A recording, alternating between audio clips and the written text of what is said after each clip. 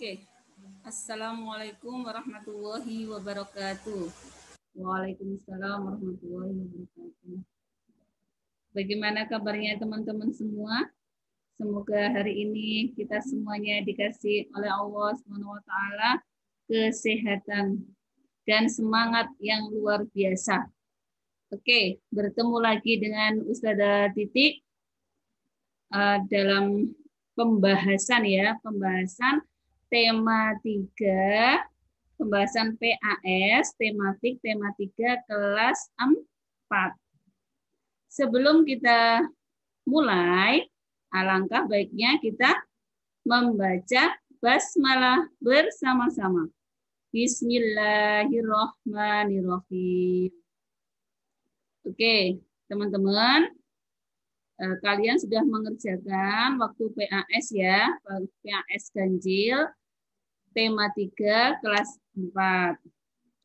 Nah, ini adalah pembahasannya. Kita simak bersama ya. Nomor 1. Berikut ini bukan merupakan sikap peduli terhadap hewan.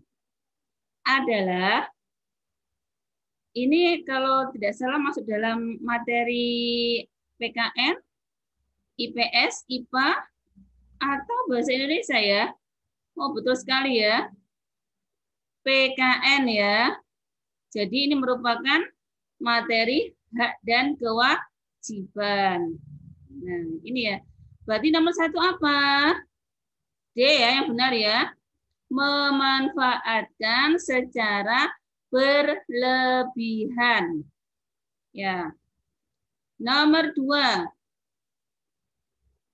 Ini gambar burung apa? Ada yang tahu? Iya, burung cendrawasih yang ada di Jayapura. Ya. Sikap kita yang harus kita lakukan untuk melindungi hewan pada gambar di atas yaitu yang benar adalah ini ya, B, tidak memburu dan membiarkan hidup bebas di alam liar. Ya. Nomor 3. Nah, nomor 3 ini apa? Perhatikan pernyataan di bawah ini.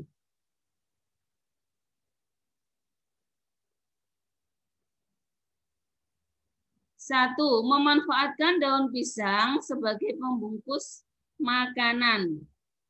2, memanfaatkan kencur sebagai obat batuk.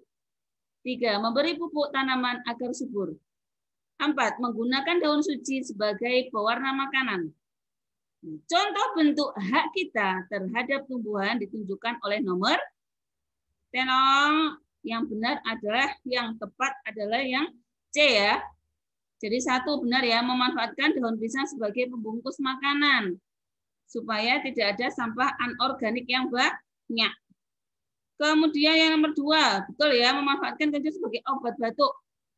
Karena kita ketahui sendiri, obat herbal itu jarang mempunyai efek samping. Nomor 4, menggunakan daun suci sebagai pewarna makanan. Nah, yang memberi pupuk pada tanaman agar subur ini adalah kewajiban kita. Ya, kewajiban kita terhadap tumbuhan yang kita pelihara. 4, pelaksanaan kewajiban terhadap tanaman dapat ditunjukkan dengan tindakan. Tindakan apa? A, B, C, D? Ya, benar ya, C ya. Menyiram dan memupuk tanaman agar tumbuh subur.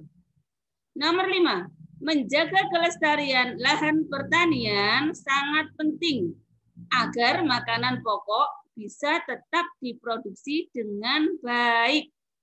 Hal berikut ini yang bisa mengganggu kelestarian lahan pertanian adalah mengganggu ya, mengganggu. Apa itu yang nomor 5? Yang nomor 5, ya benar ya. B ya, pembangunan gedung perkantoran di persawahan. Padahal kan di persawahan itu digunakan untuk apa? Untuk menanam padi ya. Sehingga Kalau dibangun gedung di situ, maka menimbulkan apa? Terganggunya siklus air. Nomor 6. Salah satu bentuk cinta lingkungan yaitu dengan cara menjaga kebersihan lingkungan. Berikut manfaat menjaga kebersihan lingkungan. Kecuali apa? Kecuali karena ini adalah bentuk cinta lingkungan. Dan semua A, B, C ini berkaitan dengan lingkungan. Kecuali D, yaitu keamanan lingkungan terjaga. Ini bukan dalam bidang lingkungan ya. Nomor 7, kita mempunyai kewajiban untuk peduli lingkungan. Tetapi tidak semua orang sadar akan hal itu.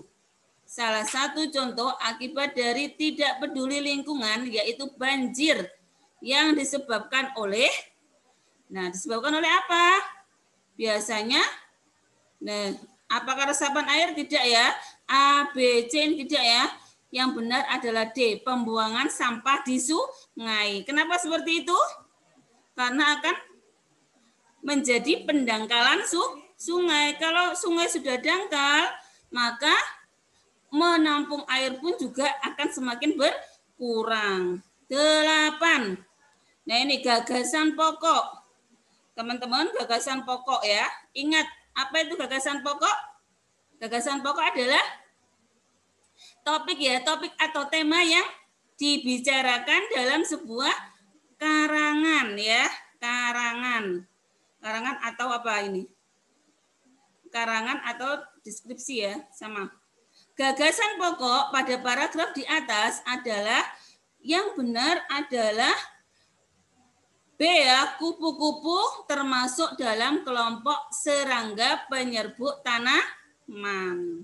Ya, insya Allah semuanya sudah tahu ya. Nomor 9.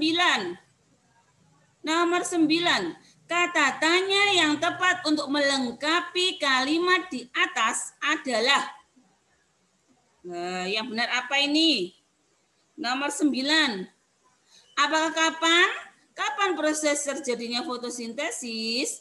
Padahal jawabannya adalah fotosintesis terjadi pada tumbuhan hijau yang membuat makanannya sendiri dengan cara mengubah air dan zat hara dan karbon dioksida menjadi energi dan oksigen dengan bantuan sinar matahari. Berarti yang ditanyakan adalah kata tanya yang tepat untuk pertanyaan tersebut itu adalah bagaimana ya, C ya. Nomor 10 sekarang. Berdasarkan pernyataan di atas yang bukan termasuk langkah yang tepat untuk mencegah mengalami kepunahan ditunjukkan oleh nomor 10 yang paling tepat adalah D ya, melaksanakan penebangan liar secara besar-besaran. Nah, ini tidak mencegah hewan yang punah, malah malah menyebabkan kepunahan. 11.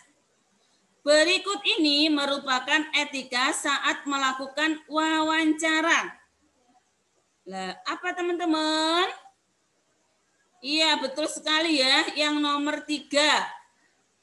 Ya, ini ya, pertanyaannya adalah seorang narasumber saat melakukan wawancara sebaiknya menghindari sikap yang ditunjukkan oleh nomor. Nah, benar ya. Nomor berapakah itu? Yaitu nomor 3. Apa itu? Memotong ucapan narasumber dan meminta pengulangan jawaban. Nah, itu kan namanya itu ya kurang sopan ya. Kalau memotong pembicaraan ya. Apalagi meminta pengulangan jawaban. 12. Pertanyaan yang paling sesuai dengan gambar di atas adalah, yang paling tepat adalah C ya, tanaman apa yang paling cocok ditanam di dekat pantai untuk mencegah terjadinya abrasi. Itu ya, ada jawabannya itu di situ itu. Di sini ya, apa tanaman bakau yaitu ya, insya Allah itu. Nah, nomor 13. Lanjut ke 13. Pertanyaan yang tepat dan sesuai untuk paragraf di atas ialah nomor 13 yang benar adalah A. Mengapa cicak bisa merayap di dinding? Dan ini paragraf ini menceritakan bagaimana cicak merayap di dinding. Oke. Nomor 14 ya. Petani mulai menggarap sawah pada musim penghujan. Kata tanya yang tepat untuk jawaban di atas yaitu apa? Nomor 14 adalah C. Kapan petani mulai menggarap sawah? Ya. Lanjut sekarang nomor 15. Itu tadi tema 3 subtema apa? Tentang bahasa Indonesia. Ya, tentang kata tanya yang banyak yang dikeluarkan di soal PAS tematik tema 3. Nah, sekarang yang nomor 15. Ini pasti tahu ya, ini tentang IPA ya, ilmu pengetahuan alam. Nah, nomor 15. Contoh tumbuhan yang mempunyai akar seperti gambar di atas adalah, nah ini akar apa teman-teman? Ya, betul ya. Akar tunggang. Akar tunggang biasanya itu pada tumbuhan berkeping, tumbuhan biji berkeping berapa? 1 atau 2? Ya, 2 atau disebut dengan dikotil. Yang mana contohnya dari gambar ini? Ya, betul ya, yang C, belimbing. Ya, pohon belimbing. Yang lainnya itu adalah, yang lainnya termasuk tumbuhan monokotil. Lanjut. Nomor 16. Bagian tanaman yang berfungsi sebagai tempat munculnya daun adalah, apa itu teman-teman? Nomor 16. Betul sekali ya, batang. Jadi daun itu tidak muncul di akar atau di buah atau di bunga ya. Teman-teman melihat kan di batang-batangnya ya, nggak mungkin ya kalau di akar. Nomor 17. Alat pengangkut pada tumbuhan yaitu xilem dan floem. Floem berfungsi untuk mengangkut hasil fotosintesis. Sedangkan xilem berfungsi untuk, nah teman-teman, untuk memudahkan mengingat kalau misalkan ada kata floem itu kan F ya. F. Jadi kita ingat fotosintesis. Ya, fotosintesis berarti hasil dari fotosintesis. Dia hanya mengangkut hasil fotosintesis. Kalau xilem itu apa? Xilem itu dari bawah. Ya, xilem. Berarti akar. Yang mana berarti? Alat pengangkut akar. Enggak ya. Alat pengangkut batang. Tidak juga. Alat pengangkut air dan mineral dari akar ke daun. D. Alat pengangkut air dan mineral dari daun ke seluruh tumbuhan. Ayo yang benar mana? C atau D? C atau D? Yang benar, yang tepat adalah C ya. Alat pengangkut air dan mineral dari akar ke daun. Yang digunakan untuk bahan apa? Bahan fotosintesis. Oke, 18. Ini gambar apa teman-teman? Oh iya, pintar ya. Ini adalah gambar daun mangga. Siapa yang tidak pernah makan daun mangga? Enggak ada ya? Kok daun? Buah ya, buah mangga maksudnya Ustazah.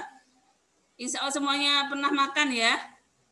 Kalau tidak suka, belum pernah, ya tapi kan setidaknya mengetahui ya. Nah, bentuk tulang daun pada gambar di atas adalah apa yaitu ya? A ya, menyirip. Nah, bentuk tulang daun itu kan banyak ya. Salah satunya adalah menyirip ya. Ada yang menyirip, ada yang menjari, ada yang sejajar, ada yang melengkung. Tapi untuk daun mangga ini bentuk tulang daunnya adalah menyirip. 19. Batang basah merupakan salah satu jenis batang yang ciri-cirinya yaitu lunak dan berair. Biasanya berwarna hijau. Batangnya cenderung tidak keras, mudah dipotong. Ukurannya biasanya pendek dan hidupnya hanya semusim. Nah, berdasarkan pernyataan di atas, contoh tumbuhan berbatang basah yaitu, nah pasti sudah tahu ini teman-teman semua ya. Cet, yang benar adalah D ya, bayam, kangkung, dan sawi. Biasanya digunakan sayuran sayuran untuk keluarga ya. 20. Bagian bunga yang berfungsi sebagai alat kelamin jantan ditunjukkan oleh nomor. Coba kita bahas ini ya. Nomor 1 ini apa? Betul sekali ya, mahkota. Nomor 2 ini apa? Nomor 2 adalah benang sari. Ya, kalau nomor 3. Nomor 3 adalah tangkai sari, tangkainya ya, tangkainya. Nomor 4 ini apa? Putih ya, putih. Biasanya itu jumlahnya cuma 1 dalam satu bunga ini ya, jumlahnya cuma 1. Kalau benang sari banyak, 1, 2, 3, 4 ya. Kemudian nomor 5 ini apa? Sama ya, tangkai putih karena dia berada di putih ya. Kemudian nomor 6 ini apa? Nomor 6 ini adalah ovumnya ya, di dalamnya. Terus ini apa? Nomor 7 ini, nomor 7 apa? Tangkai bunga. Ya, tangkai bunga. Nomor 8. Nomor 8 saluran putih ya, saluran putih. Nomor 9 kelopak bunga. Jadi yang benar adalah yang kelamin jantan atau ditunjukkan oleh nomor 2 ya. Nomor 20 adalah B. Ya, yang ini yang nomor. Kalau tangkainya kan enggak kan, tangkainya ini kan untuk salurannya ya, saluran dari serbuk sari atau benang sari. Jadi yang untuk alat kelamin jantannya adalah yang lebih tepat adalah nomor 2. 21. Akar merupakan salah satu bagian tumbuhan yang sangat penting. Salah satu fungsi akar bagi tumbuhan adalah, pasti sudah tahu ya, ini nomor berapa? Oke, benar sekali ya, nomor C. Ya, poin C yang benar ya, menyerap air dan mineral dari dalam tanah. Nomor 22. Fotosintesis adalah proses tumbuhan mengubah sinar matahari menjadi makanan atau energi. Bagian tumbuhan yang digunakan sebagai tempat fotosintesis adalah, ini sangat gampil sekali ya. Nomor apa yang benar adalah A, daun ya. Dan lengkapnya adalah daun yang berwarna hijau. Nomor 23. Nomor 23, jawabannya ada yang tahu? Pintar sekali ya, semuanya tahu ternyata ya. Fungsi batang pada pernyataan di atas ditunjukkan oleh nomor. Nah, nomor berapakah itu? 1. Mengangkut air dan zat hara dari akar ke daun. Betul atau salah? Nomor 23. Betul ya? Mengangkut hasil fotosintesis dari daun ke seluruh bagian tumbuhan. Betul ya? Kemudian alat perkembangbiakan. Batang termasuk alat perkembangbiakan. Nah, ini salah. Harusnya adalah fungsinya apa? Bunga ya. Nah, 4, membantu tumbuhan bernapas. Betul ya? Yaitu ada di lentiselnya. Jadi di batang itu ada lentiselnya yang berfungsi untuk bernapas. Berarti yang benar adalah C ya. C, 1, 2, dan 4. Oke, nomor 24. Di bawah ini termasuk sumber daya alam berupa tanaman yang hidup di daerah pantai. Apa itu? Cocok ini ya, C ya. Pastinya C, tumbuhan bakau. Untuk apa? Untuk mencegah abrasi supaya air laut tidak melaju ke daratan. 25 jenis mata pencarian penduduk di daerah dataran tinggi pada umumnya ditunjukkan oleh nomor 25, betul? Iya, benar ya. D ya. 1, 2, dan 5. 1, 2. 1 adalah pedagang, 2 adalah petani perkebunan. Kemudian 5 adalah peternak. 26. Di bawah ini merupakan ciri-ciri yang terdapat pada dataran rendah. Adalah ketinggiannya di bawah 200 meter dari permukaan laut. Benar atau salah? Benar, langsung ya. Ya, jawabannya adalah A. Ya, kalau memiliki iklim yang sejuk itu pada dataran tinggi. Curah hujan yang rendah di mana? Curah hujan yang rendah? Oh, di mana? Sama ya, di dataran tinggi juga. Suhu berkisar 10 sampai 20 derajat Celcius di mana? Iya, benar sekali ya. Di dataran tinggi. Seperti di Malang. 27. Masyarakat seharusnya tidak membuang sampah sembarangan. Sampah yang masih bisa dimanfaatkan sebaiknya didaur ulang. Hal itu untuk menjaga lingkungan agar tetap bersih, nyaman, dan sehat, serta terhindar dari bencana. Perilaku tersebut mencerminkan sikap masyarakat yang nomor 27 adalah D ya, benar ya, menjaga dan merawat kebersihan lingkungan sekitar. Oke, tinggal beberapa ini ya.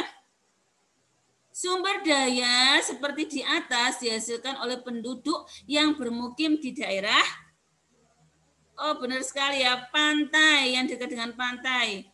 Yang rumahnya dekat pantai pasti ada yang jualan kayak gini ya. Seperti di rumahnya Ustazah Titik di Lamongan sana ya. Nah, 29. Sumber daya alam yang biasa dihasilkan oleh masyarakat yang tinggal di dataran rendah adalah yang mana? Yuk. Nomor 29 yang tepat adalah A ya. Menanam padi. Nomor 30. Masyarakat daerah dataran tinggi biasanya bekerja sebagai petani perkebunan. Seiring perkembangan zaman, mata pencarian yang bisa dikembangkan pada masyarakat yang tinggal di dataran tinggi selain di bidang perkebunan adalah apa teman-teman? Betul sekali ya, B, bidang pariwisata dan penginapan atau villa. Ya, seperti yang kita rasakan itu di Malang banyak ya, di Malang ataupun di daerah Batu ya. Nah, itu kan banyak sekali pariwisata, kemudian penginapan dan villa. Oke ya teman-teman ya, itu saja pembahasan tema 3. kelas 4 yang bisa Ustazah berikan. Kalau misalkan ada yang belum paham, boleh ya, boleh mewapri pengampunya masing-masing. Masih ingat kan gurunya masing-masing, tematiknya ya, insya Allah masih ingat. Nah, sebelum kita akhiri, kita baca doa kafaratul majelis ya. Subhanakallahumma wa bihamdik asyhadu an la ilaha illa anta astaghfiruka wa atubu ilaik. Ya, jaga kesehatan, jaga apa ya? Jaga kesehatan, kemudian selalu tersenyum, selalu semangat. Jangan sampai imun kita turun. Ya, karena pandemi ini masih berjalan. Oke ya, dari Ustazah itu saja. Ustazah cukupkan. Wassalamualaikum warahmatullahi wabarakatuh. Waalaikumsalam warahmatullahi wabarakatuh.